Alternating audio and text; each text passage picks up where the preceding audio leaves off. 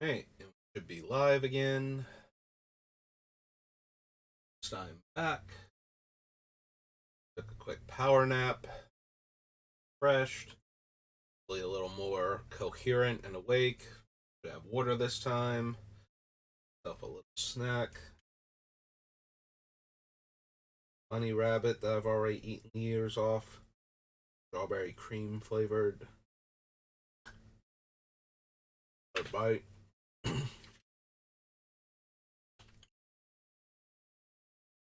So we should be doing the last few sets. We're gonna do War of the Spark, Warhammer, um, World Wake, and the Zendikar sets. I think that's all we have left. So maybe I'll get through all of those relatively easily.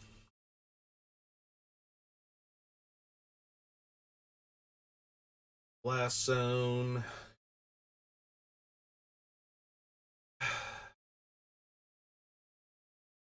So we can run Bolus's Citadel. That's just a static effect of it to be able to do the thing. We would not be able to do the top swap though once we lock out artifact activated abilities, so that's a bit less appealing because of that. So maybe we don't do that. It is still a source of card advantage, though. We can just play the top card of our deck during the game.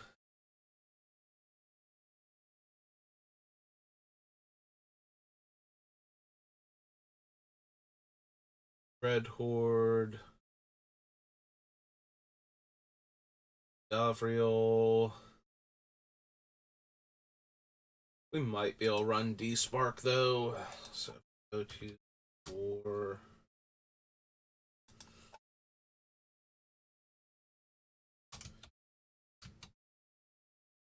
Similar to the Vanishing Verse, it's a question of which one of these do I actually want to run.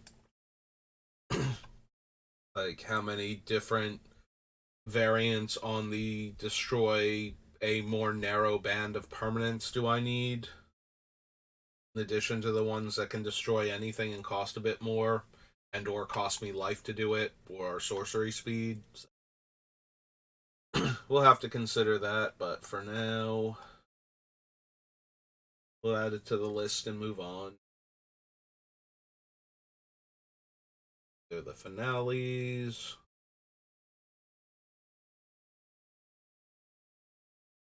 Don't think we necessarily need Gideon.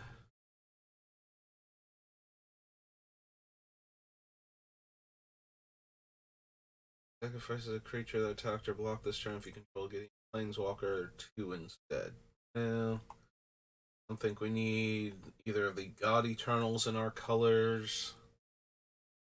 Grateful Apparition, no.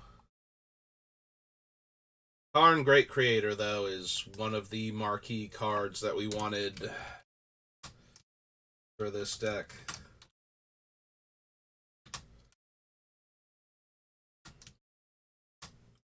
I believe he starts on 4 loyalty. It might be 5. It is 5.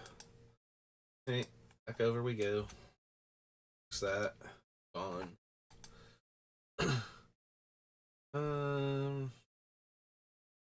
Think we need Kaya.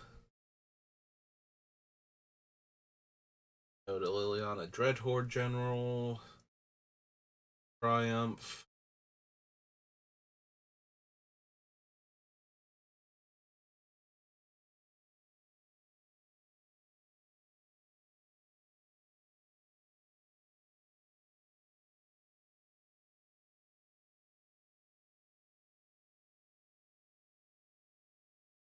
Oath of Kaya. Don't need Obnixilis. We do get to punish opponents with the destroy the creature and let them draw 2, since it's not optional, but not overwhelmingly powerful in this deck either. Like, if he were cheaper, if he were like a 4-drop sorcery speed removal spell that was gonna do those shenanigans, then maybe. Price of Betrayal for anything. Prison Realm. We have a few too many multicolored permanents that we want to use for Ravnica at War to be good.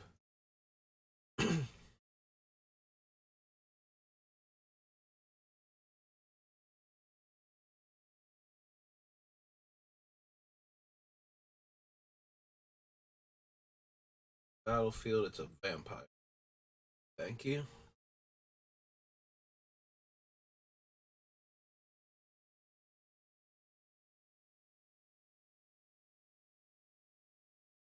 And I don't think I super need hexproof for any reason, and we have the Orbs of Warding if I do, so.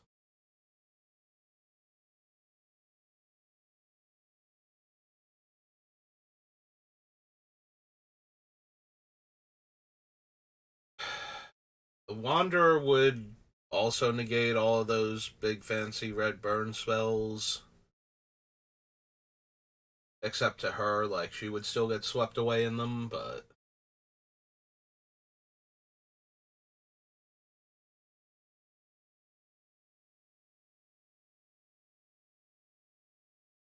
Hmm.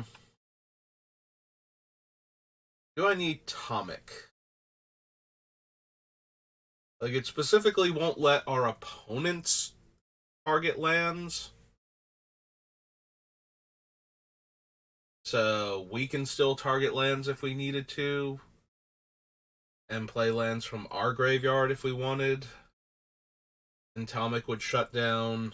Would actually be pretty brutal against a lot of the decks that I build, because I usually wind up running a lot of fetch lands in Crucible or similar effects. So not being able to replay the lands from my graveyard would actually be a bit of an issue.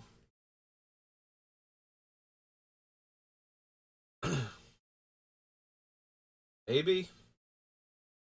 The 2 white for a 2/3, so Comic. What's his thing? Distinguished Advocist. Oops, this fish.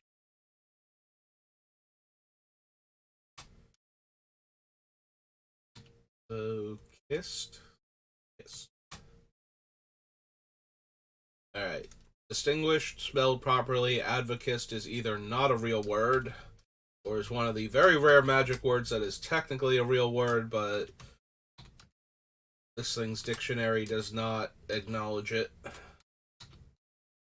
Advisor, and he's a 2/3.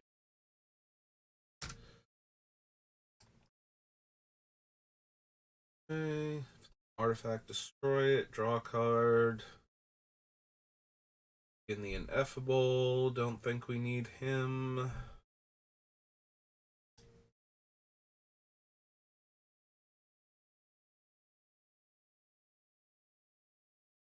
Bunny.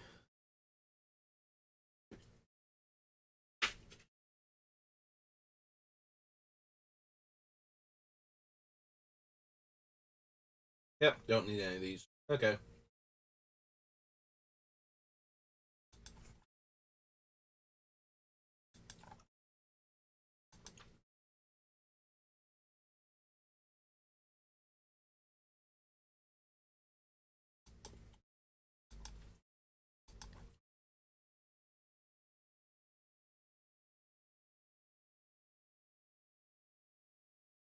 On to Warhammer.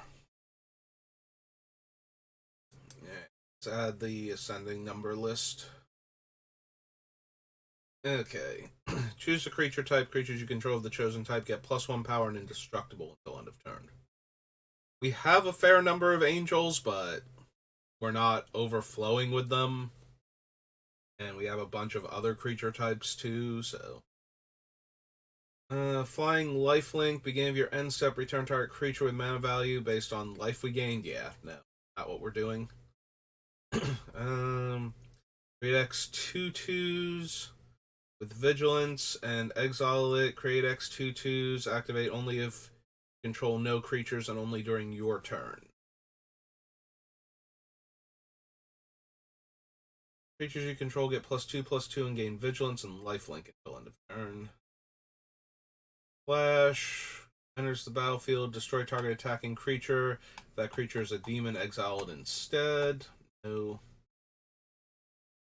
Enters the battlefield, destroy up to one target artifact or enchantment, and has squad.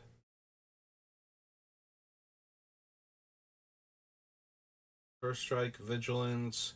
Enters the battlefield. If an opponent controls more lands than you, search your library for a plains card, put it onto the battlefield, tap, then shuffle.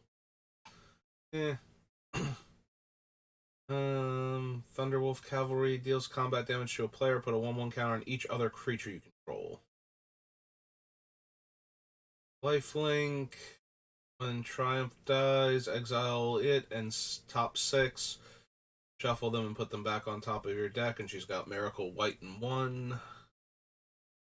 Squad 2. Other creatures you control get +1/+1. Notably, the squads are enter the battlefield triggers. Like, if we shut those off, the squad ability will do nothing and we won't get other copies. And considering that we shut off creature abilities on multiple cards, probably best if we just kept going and did not concern ourselves with our own enter the battlefield triggers. Commanders you control have protection from everything. Not terrible, but it's also not amazing. And Zephyrim has squad, flying, vigilance, and miracle. For the traveler attacks, you may cast an artifact spell from your hand or graveyard by paying life equal to its mana value rather than paying its mana cost. That thing has squad, can't block, and pay 3 life gains indestructible. Creatures you control are artifact. Yeah, we don't want just our things to be artifacts. We want... Because otherwise we wind up shutting off our own abilities without shutting off our opponents, and that's good. Don't need the grenade. Let's sacrifice another artifact, draw a card, and it has Unearth. Choose another target artifact. Creature you control. When that creature dies this turn, return to the battlefield tapped under your control. Also, these are activate abilities on artifact creatures, which means they'll be shut off by Null Rod and Stony Silence. So, probably not happening, if I'm being completely honest. Like, we already have a handful of artifacts that are not going to have abilities. They're just going to turn into, like, harmless little creatures and whatnot, so... like 1 or 2 mana rocks. Soul Ring, basically. So... if your end step, each opponent loses 2 life, then for each opponent who's less life than you, create a 1/3.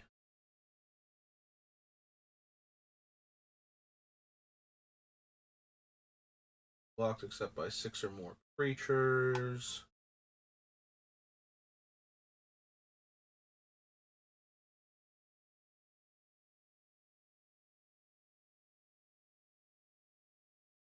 Sacrifices a creature and earth. Sacrifice it, return all legendary creature cards from your graveyard to your hand. Choose target creature you control, destroy all creatures with power less than that creature's power.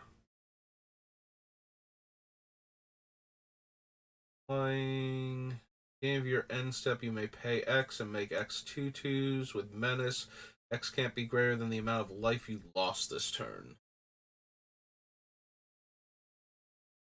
Enters the battlefield, destroy up to 1 target creature, and target player mills 3 cards. Tap X untapped artifacts you control. Target opponent loses X life. Creature card from opponent's graveyard onto the battlefield tapped under your control, then exile that player's graveyard. And creature opponent controls. Creature dies. Return it to owner's hand and create a 1/3. Game of your upkeep, put 2 Eon counters on out of the tombs, then mill equal a number of Eon counters. You would draw a card while your library has no cards. Instead, return a creature card from your graveyard to the battlefield. If you can't, you lose. An opponent would gain life. That player loses that much life instead. Yeah, that's another variation on that effect. So, you might actually be down for Plague Drone.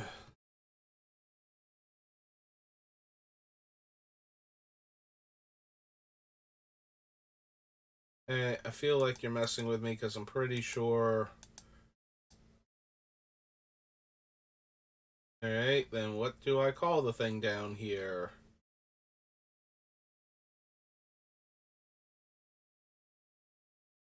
Your Legends, Battle for Baldur's Gate. Below the. Yeah, there it is. Warhammer 40k. So why does WARH not find anything? Exactly? Like it's literally right there? Anyway. This Plague Drone.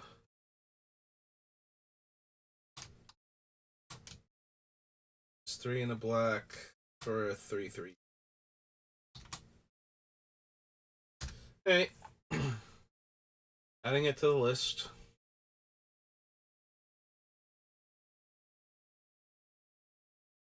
Battlefield, search your library for a basic swamp, reveal it, put in your hand, then shuffle. Yeah, no. We're not running like the Liliana that does that, so or her various creatures, so I don't think so.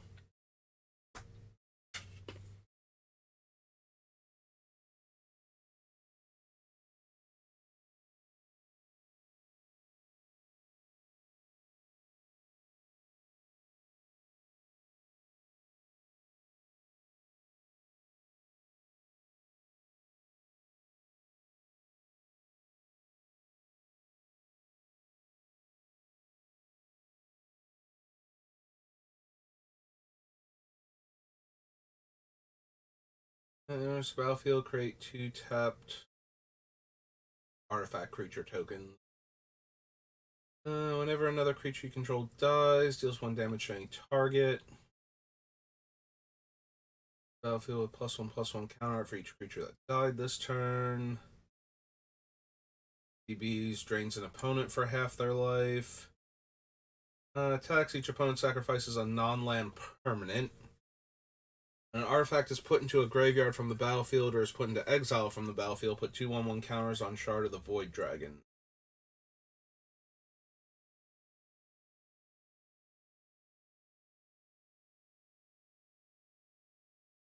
Hmm.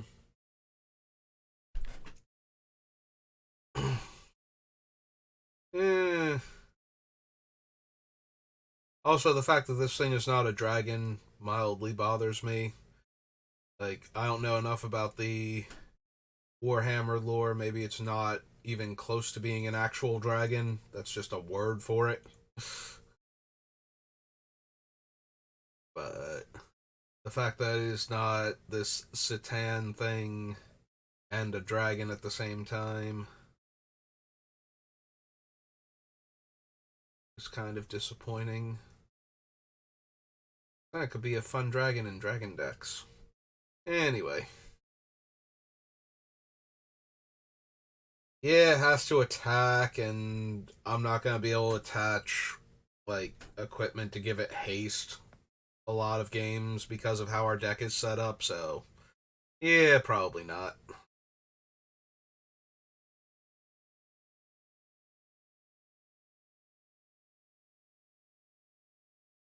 Those two.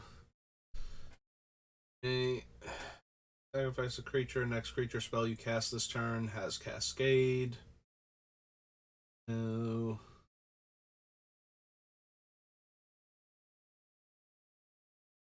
Yeah, probably best not to bother with the Tallyman either.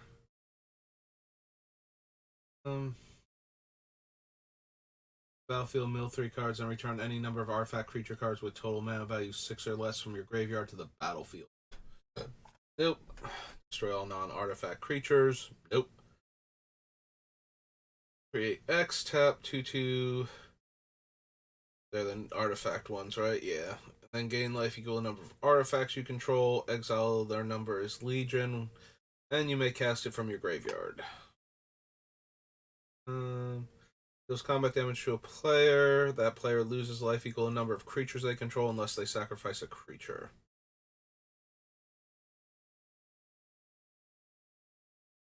Death Touch. On the battlefield, it has all activated abilities of all artifact cards in your graveyard. Yep, considering we are shutting those down pretty hard, I don't think we need to bother. Enters the battlefield from a graveyard. You draw 2 cards and lose 2 life. Beginning of combat on your turn, choose an opponent. Creatures attacking the last chosen player have menace.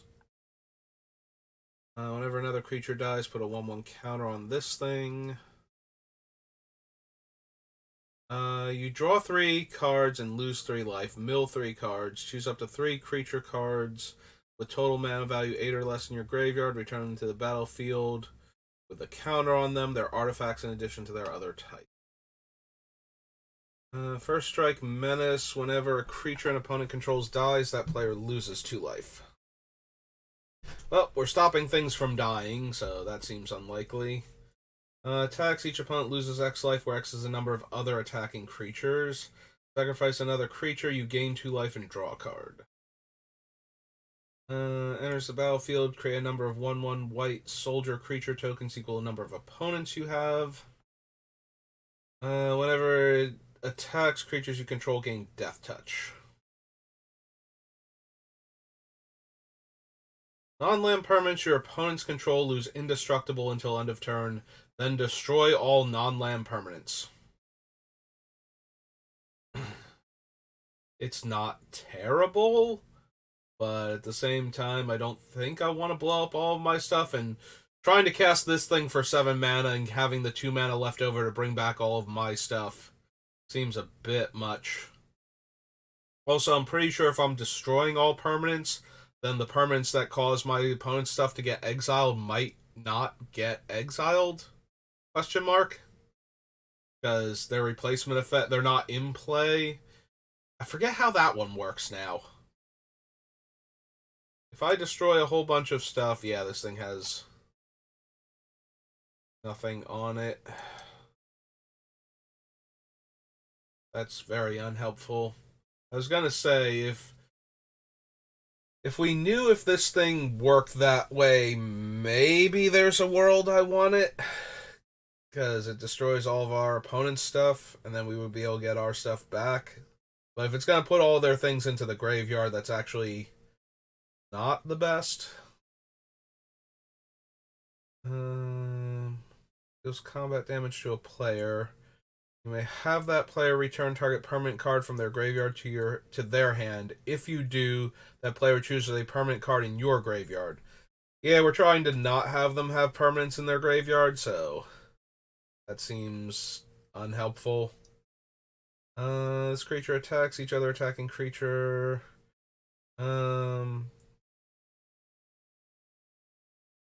Oh, it has Battle Cry. It also has when it attacks, it gains indestructible until end of turn. Okay.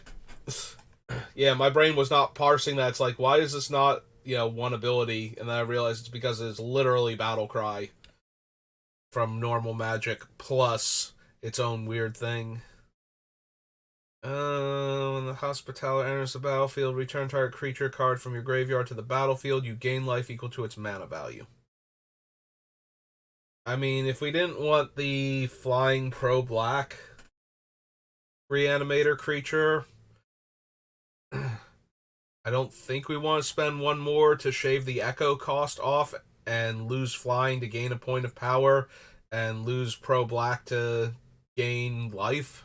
Like, there's a whole bunch of trade-offs going on there, but I think at the end of the day, I would either want both of them to do the same thing or neither of them because I don't need the effect, and I think it's neither of them. Sister Repentia dies. Gain 2 life and draw 2 cards, and has Miracle.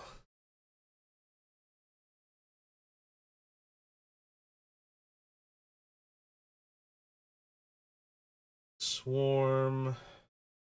Another non-token artifact. Creature or vehicle enters the battlefield under your control. Draw a card. Enters There's a battlefield from a graveyard. Exile up to one target non-land permanent and has Unearth. There's the Wraith if we wanted it. And the Wraith is a triggered ability, not an activated ability. So it can't be blocked, and when it deals combat damage to a player, I can pay 3 and sacrifice it. So that might actually be better than Burnished Heart in this deck, since I can't shut it off with my own cards. Where is it? It's Canoptic Wraith, Canoptic Wraith. Heck. Wraith. 3 mana. Wraith. Yeah, we might actually want that because its ability doesn't get shut off by our own cards. As long as you control your commander, activated abilities of cards in your graveyard cost 2 less to activate. Can't reduce this cost to less than 1. And 3 tap, mill 3 cards. Other artifacts you control, artifact creatures you control have hexproof. Comes crewed, each artifact creature card in your graveyard gains Unearth 3 and crew 2. If you would lose the game, instead exile the Golden Throne, your life total becomes 1. Sacrifice a creature, add 3 mana in any combination of colors. Put 2/1 counters on another attacking creature. Make a 2/2 with Vigilance, it's attacking. Then give your stuff Menace. There's a battlefield, 4 damage to each opponent, and crew 1. Yeah, vehicles are just terrible here, as are a lot of artifacts. Vehicles are bad, equipment are bad. Like, we're shutting down a whole lot of abilities, so.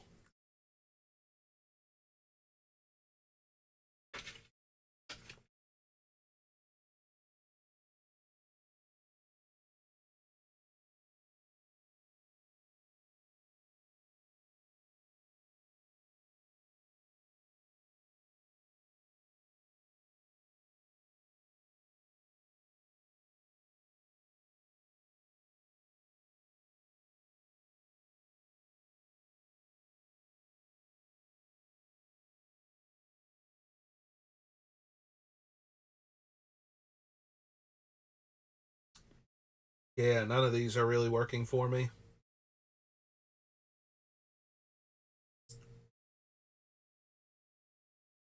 Tomb Fortress.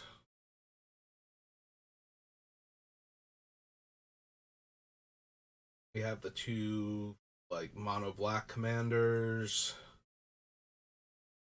It's not really helping. Leave the graveyard, create 2/2/2 of those things. And begin combat on your turn. Another target artifact creature gets +2/+2 and gains mana. Yeah. Don't think any of those are actually going to work out for us, so. We did find a couple of cards that might make it. So that was Warhammer for the Spark. Right, we have Weatherlight. Which is kind of important because that's where Null Rod is, and we still haven't added it to the list, so we're going to need it.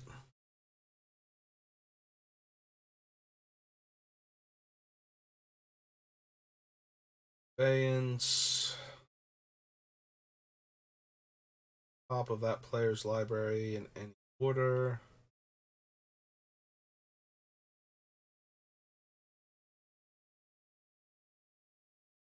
Sacrifice renewal. If you do, return that card to the battlefield. No.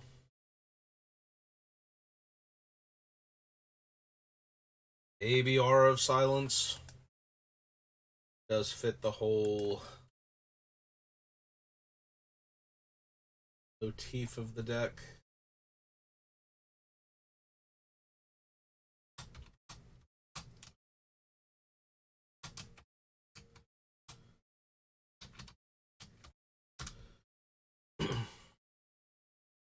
Arrow Ghoul.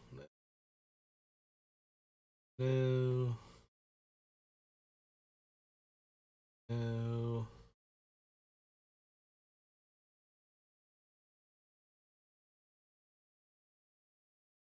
Dancer, Bosium Strip, Double Matrix, Buried Alive.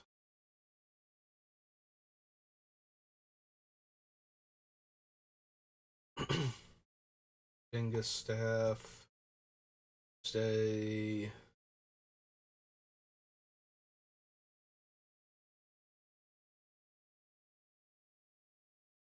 Festering Evil. Yellow Braid. First Strike and no. Misery. Lista.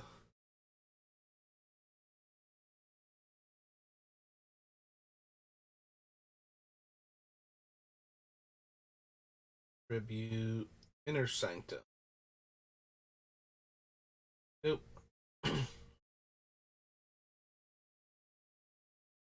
In armor.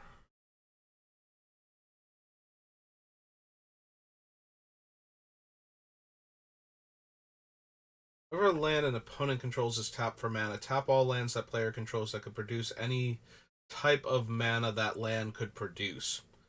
So combined with what's their names? Urborg and Blanket of the Night. That literally taps all lands a player controls even if they don't want to.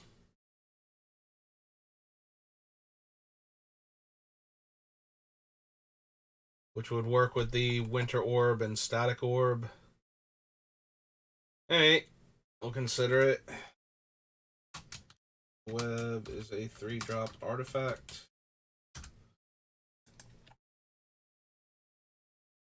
Poltergeist, Mistmoon Griffin, Warnfen. There's the Null Rod.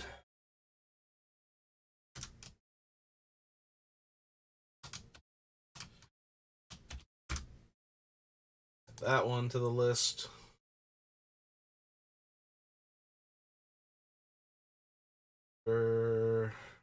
Unicorn. Trinity. Yeah, there's Sarah's Blessing, but I think we either want the Sands or more likely Always Watching.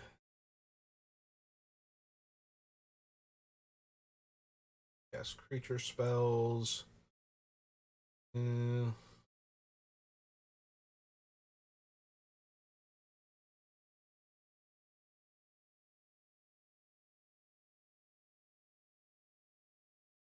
Nope.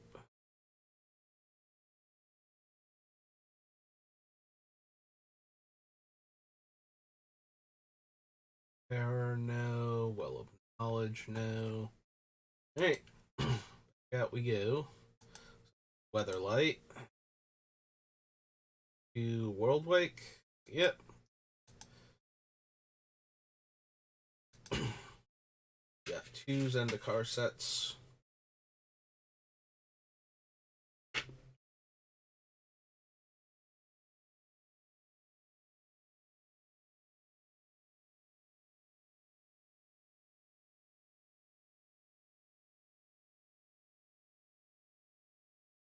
Hmm. We're only making our opponent's stuff enter untap, or enter tapped rather, so we don't need Amulet of Vigor, I don't think.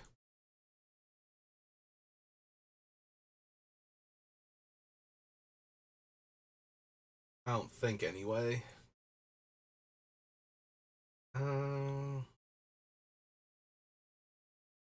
Fox, Archon of Redemption, no.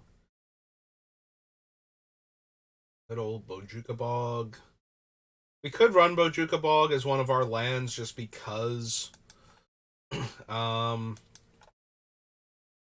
opponents can have cards in their graveyard.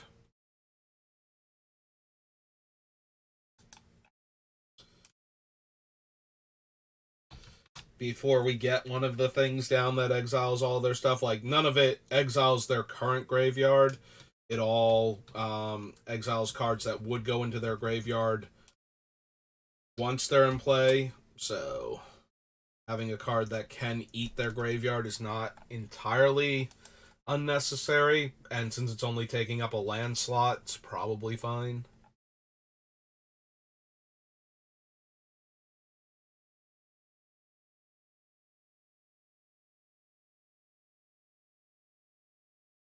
Caustic Crawler, Zendikon, Reckoning, Death's Shadow, Ugin,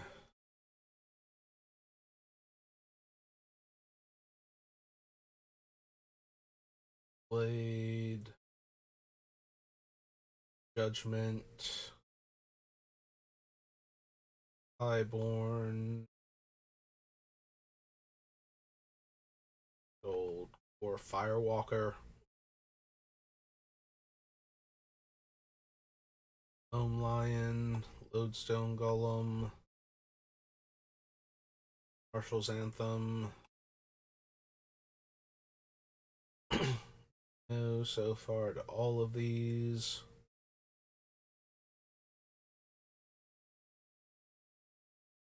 Rang, Fraction Trap.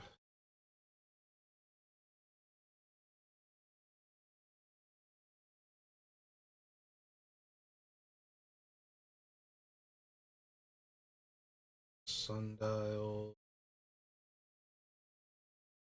Stoneforge Mystic. Tech Edge. Fairy Eternal is kind of going counter to some of my stuff. And Walking Atlas is an artifact and therefore something we could accidentally shut off. Hey, so that was World Wake. On to Zendikar, then Zendikar Rising, and the not the expeditions, the commander deck. And then we're all done.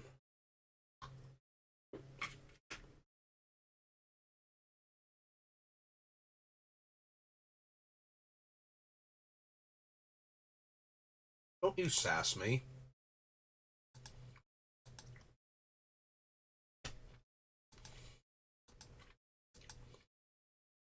Now go find the cards from Zendikar already. Don't make me go on Scryfall again. I totally will. Finish off this Strawberry Bunny. That's what I thought.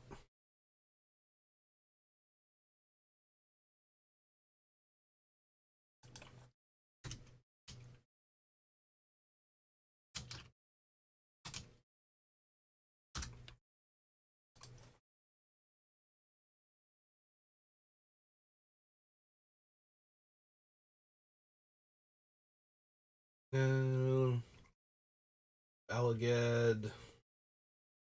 Or any of the other allies, really, because they all trigger off of allies coming into play, and again, that's a thing we're shutting off, so. Don't need Blood Tribute, Blood Chief Ascension.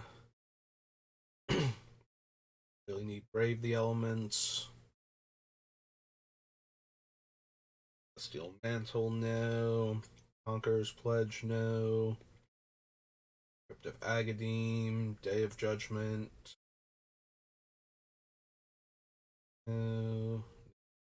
I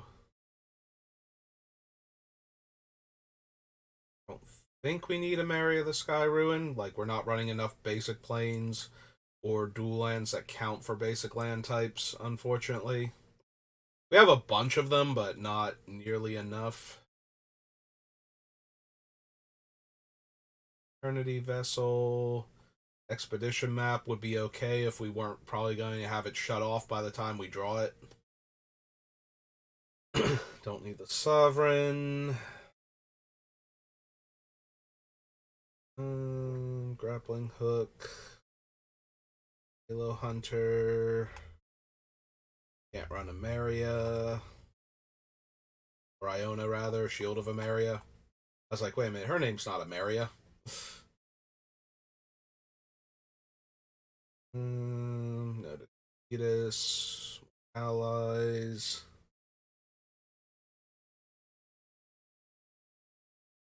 Or Cartographer is a tiny bit tempting if we could get him down before we shut off comes into play abilities, but at 4 mana that seems less likely.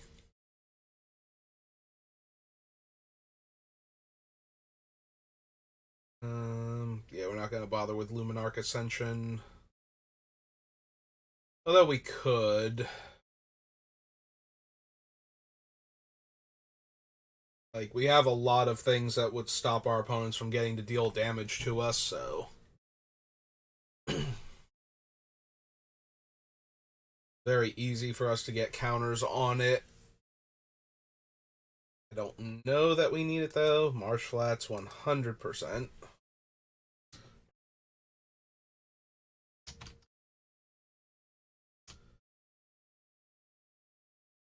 I suppose we'll consider Luminarch Ascension.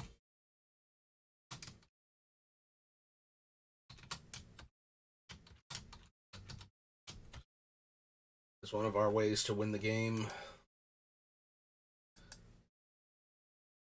Yep, okay. Discards a card for each swamp I control. No. Rainforest, no.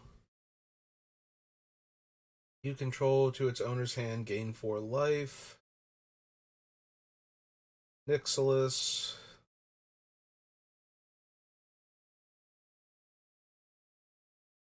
I think we need that. A quest for the Grave Lord, quest for the Holy Relic, Ravenous Trap,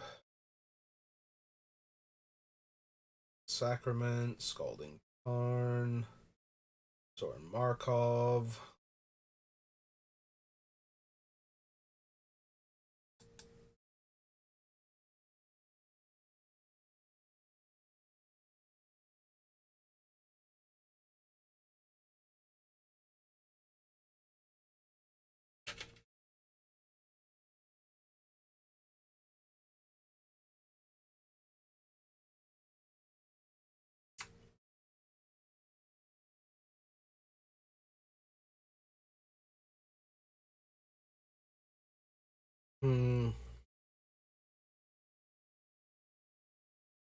We have a bunch of other stuff that can remove counters from things.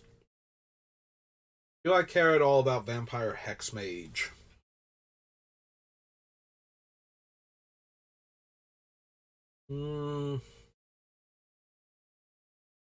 Probably not.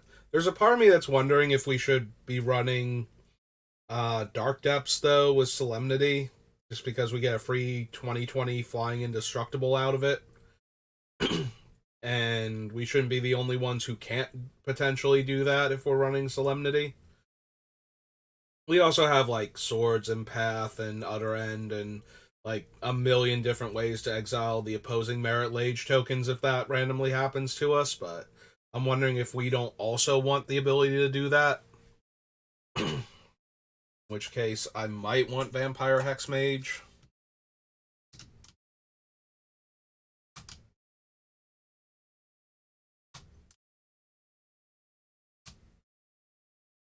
Is she a wizard or a cleric or shaman? She's neither of my first 2 choices.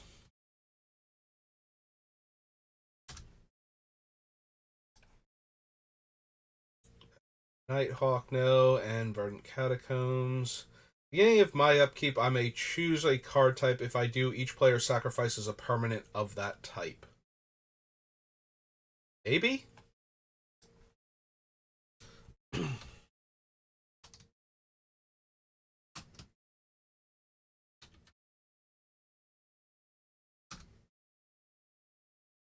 World Queller, 1 word, 2 words. An Avatar 4/4.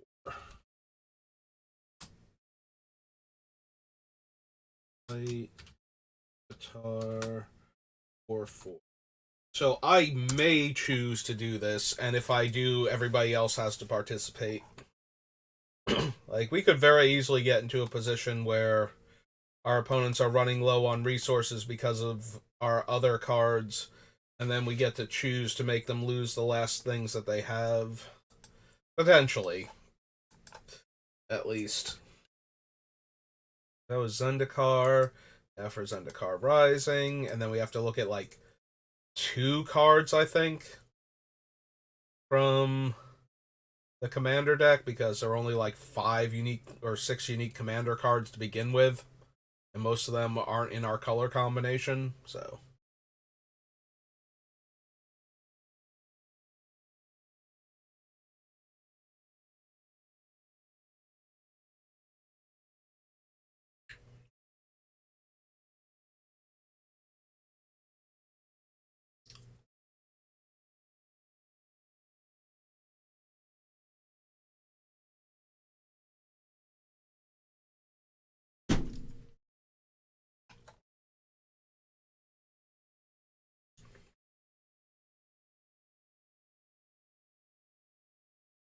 we have 2 different cards that make our opponent lose life if they would gain life, which means that the Angel of Destinies wouldn't even be stopping them from taking the damage.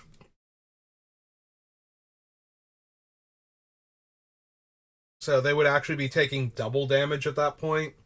And while that's cute and funny, I don't think that's 100% what the deck is about, and therefore not actually worth the card. But while I'm actually looking at it, it did amuse me to think about it like that.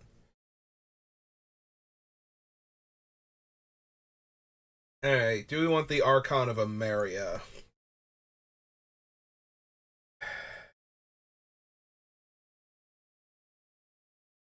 Stops combo decks from being able to storm off. And makes our opponent's non-basics come into play tapped. Maybe? Maybe we want the Archon? Yeah, it is each player, so...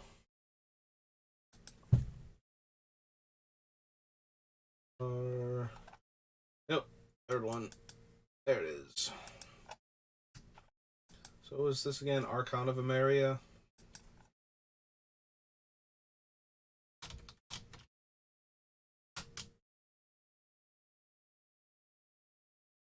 Two and a white. Archon.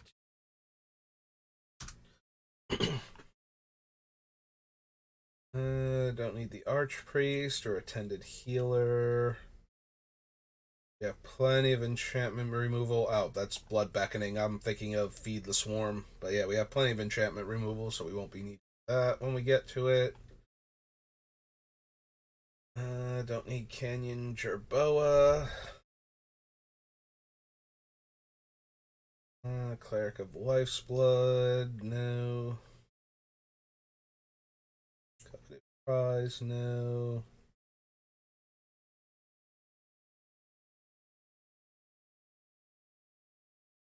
No.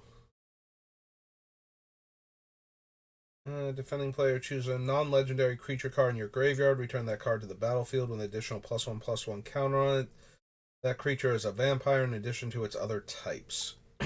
Again, it's going to be very hard for us to attack with Drana the turn we cast her. So because of that, we probably don't need her in the deck either. Like, asking a creature with a very powerful attack trigger to survive all the way through a turn cycle is actually asking for an extremely large amount, especially if it's just going to start snowballing if they don't deal with her. So, most of the time, they're just going to have to wrath her away anyway. If they can, or just kill her with target removal if they have that option. But yeah, it's going to be very difficult to cycle round to my turn and still have something like that on the battlefield. Especially with all the other stuff we're doing to incentivize players. Like, the biggest way we might keep her alive is opponents literally can't cast anything due to all the various taxes on their mana. So, I don't really care for the inscriptions. Like, for all the mana that they cost, their effects are very, like, limited bomby, but constructed not so much. So,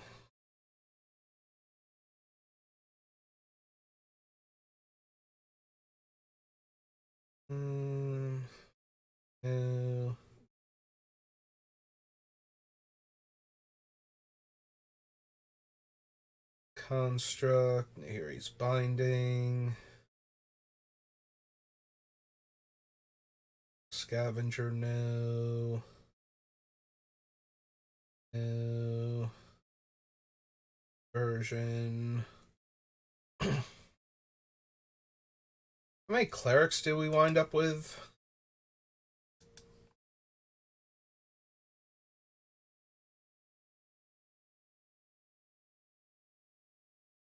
Strict Proctor, Grand Abolisher, Starfield, Sanctum Prelate, Archivist, White Plume, Payment Priest, Alms Collector, Academy Rector, Being Arbiter, Micaeus, Twilight Prophet. I still don't know why there's like this giant gap here. Okay. Why is this not considered a space? What is up with this thing? What button did I click that's doing that? There we go. Think that fixed it. Okay, I think we got rid of it, whatever it was. I clicked on something somewhere and created this bizarre gap there. Alright, anyway, Twilight Prophet. Back to Strict Proctor again. So there are 12 different clerics already. Yeah, I still don't know that we would want Aura or any of the other things that care about the number of clerics I have, for that matter.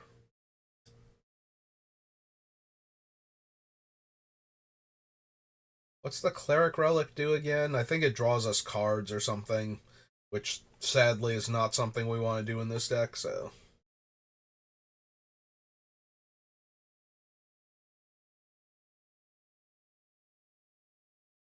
Point, Prowling Felidar. It's the wizard one. Instant sorcery or wizard, and then deals damage. Sacrifice a creature, draw a card. As long as you control a cleric, as whenever a creature you control dies, each opponent loses 1 life and you gain 1 life. Yeah, no. Sign of the Swarm, no. Player loses half their life rounded up. Scourge of the Skyclave's power and toughness are equal to 20 minus the highest life total. So Scourge can like one-shot players if I want to run the Wound Reflection cards, but I think we only have the Demon for that, since it also shuts off life gain. And at 9 mana, I'm probably not going to bother with him. I'm going to use the other ones that care about shutting off life gain. So yeah, I think that's actually going to be a thing. Shadow's Verdict, because we have a bunch of hate bears running around. The Apparition, Skyclave Relic. No. No. Subtle Strike. Tabarax. Again, we have clerics, but I don't care enough for Tabarax to matter. Port the Grave. Ability Knife. And Zolf Consumption. Alright. Leaves exactly 1 thing left to check.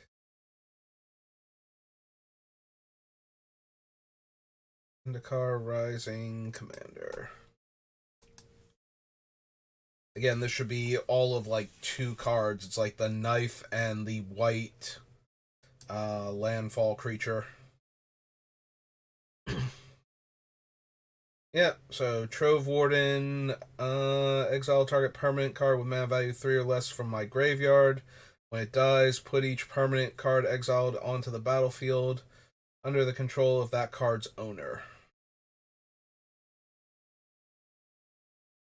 And deals combat damage to a player. May cast a creature spell from that player's graveyard this turn, and you may spend mana as though it were mana of any color to cast that spell. So yeah, neither one of those particularly where I want to be.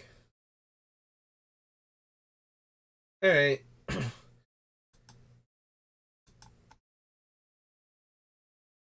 But yeah.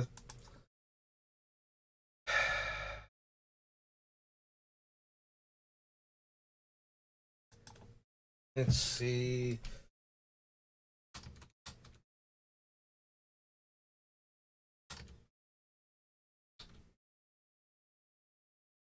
Let's try this first, see if that works. Oh.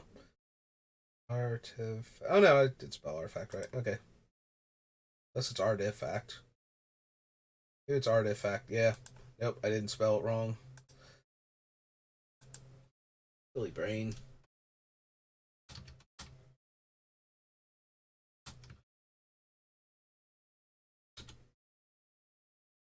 Happens when deviating it constantly. What cards?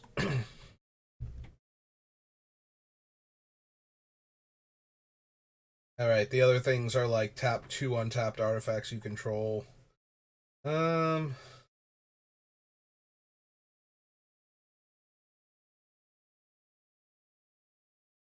Emblem deals 1 damage to any target, and tap an untapped artifact you control gets +1/+1. So there's nothing in those colors. Alright.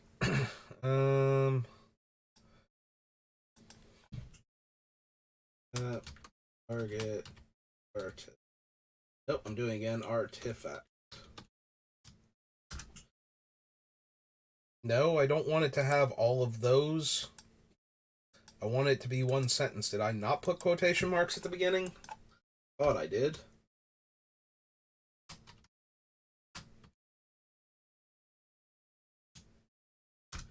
There.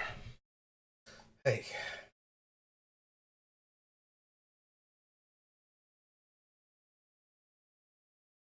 Ariok Transfixer would work with our things that we're running. We need it to be something that can tap an artifact that is not itself an artifact. So, yeah. Like, Clock of Omens isn't gonna work. Icy Manipulator. Tap target artifact, it doesn't... Oh, but it doesn't untap. Yeah, so that would be a problem, because we wouldn't... When we would untap the gremlins first, and then the thing would still be tapped. Is it really just the Ariok thing that is the only white creature that can tap an artifact at instant speed?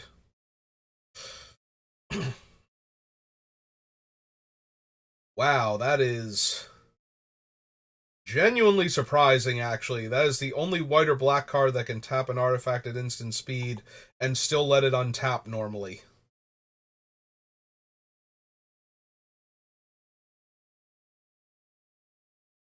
Alright, so this thing was from Mirrodin? Cool. Ariok Transfixer. Okay.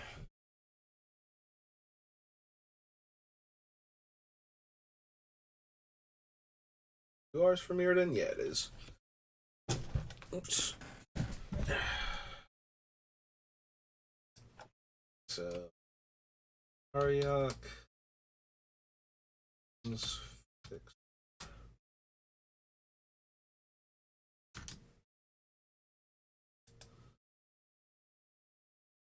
Human Scout 1/1.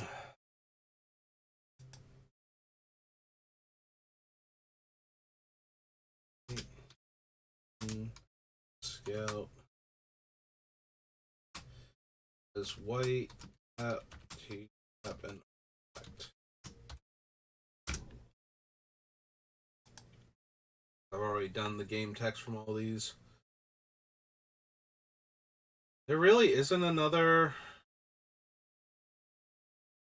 Oh, I know why it wouldn't be able to find the other things. Yeah, it's only when it lists them in that order. Alright. So we need tap target permanent, maybe? Usually it puts artifact first.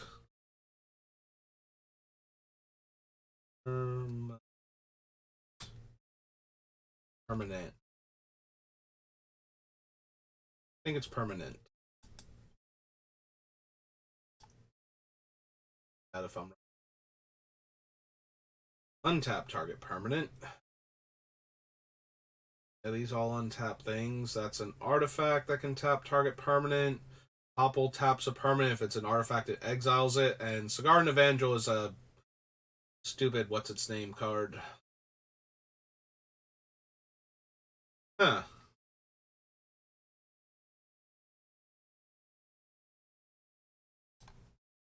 Is there a tap or untap target artifact?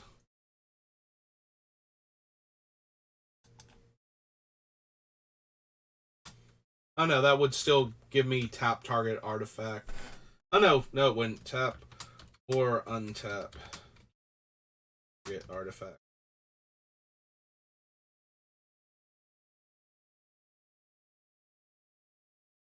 Alright, let's see if that one works.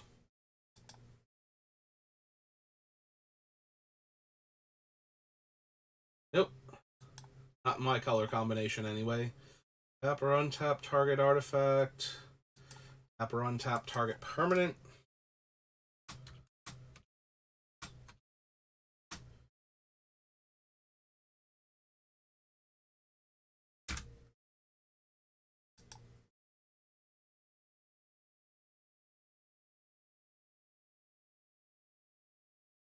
Nope. Okay. Alright, so we are left with just that as my way of tapping Winter Orb and Static Orb. That's actually really depressing. I wish there were any other way to tap that thing now. Literally nothing else taps?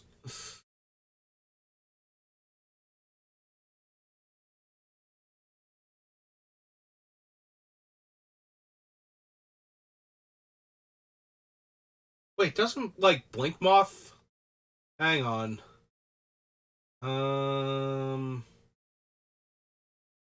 Need a duplicate tab. There's a land that taps, and that did not show up. So what's its wording then? It's like Blink Moth Well or something. Blink Moth Well. Target non-creature artifact. That's why it didn't pop. This is also from Mirrodin. Yeah, okay. Might actually need that then. Blink Moth. What was it called again? Well.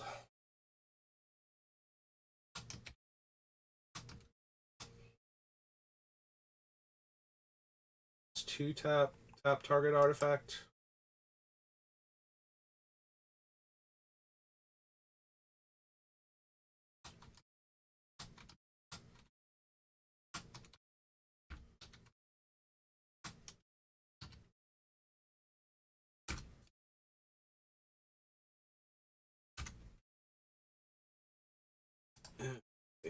So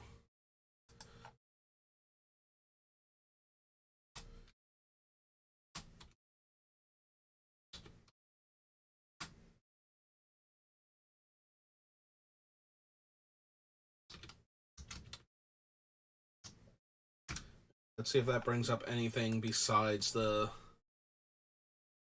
Blink Moth. That didn't even bring up the Blink Moth. Tap target non-creature artifact.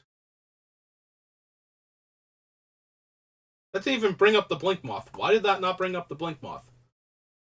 Tap target. Oh, non-creature is not hyphenated the way they do it. Okay, that's why.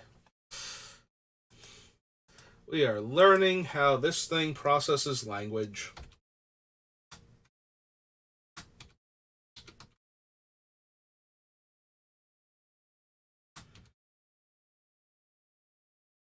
This is why I'm not a computer programmer. Literally this level of, I can't process that because you did not say it exactly right. You said the right thing, just not with the exact right language.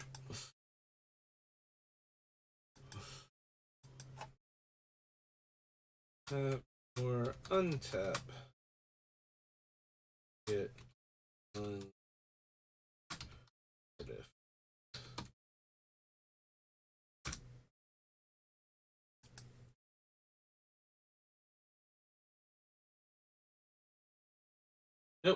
Okay.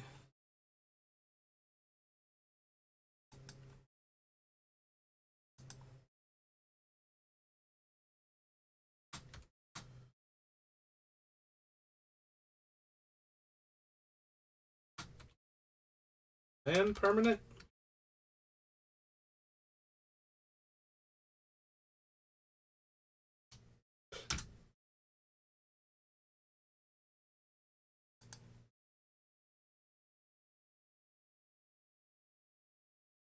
Whenever a land enters the battlefield tapped under your control, choose one, untap that land, tap target non-land permanent opponent controls.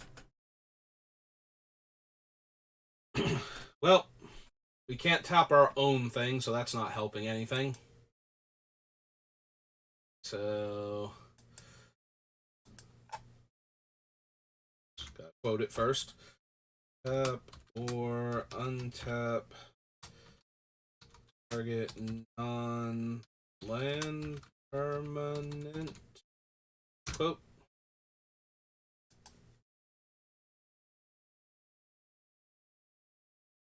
Nope. Okay.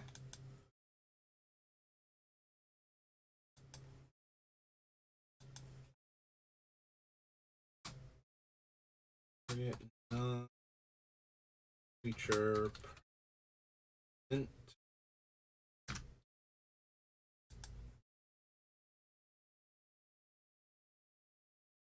Nope.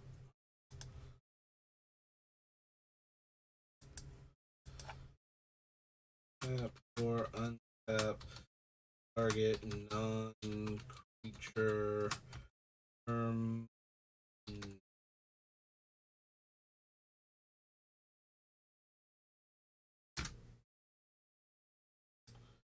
Okay, let's try that one.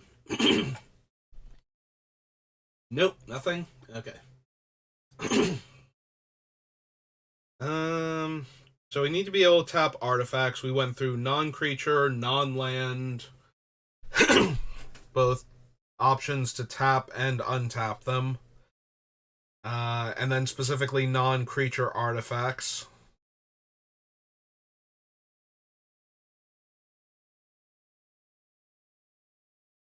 Alright, so I think that literally leaves us with those two cards, plus a bunch of artifacts that we would shut down anyway with our own cards. Alright, that might be what we're stuck with then, if we want to actually do this. Alright, well, next time we'll start figuring out exactly what we're doing with this deck.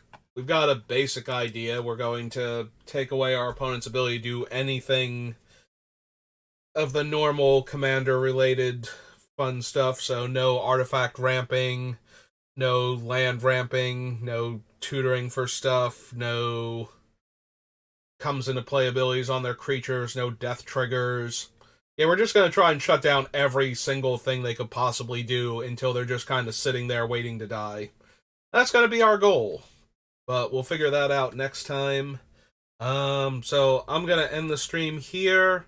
Give me a few minutes and I'll be back. We'll probably do a draft or two, and depending on how those go, we'll determine if we keep drafting or if we switch over to like Final Fantasy VII Remake or something.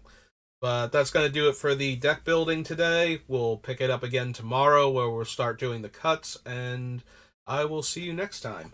If not, have a good rest of your day. As always, thanks for watching.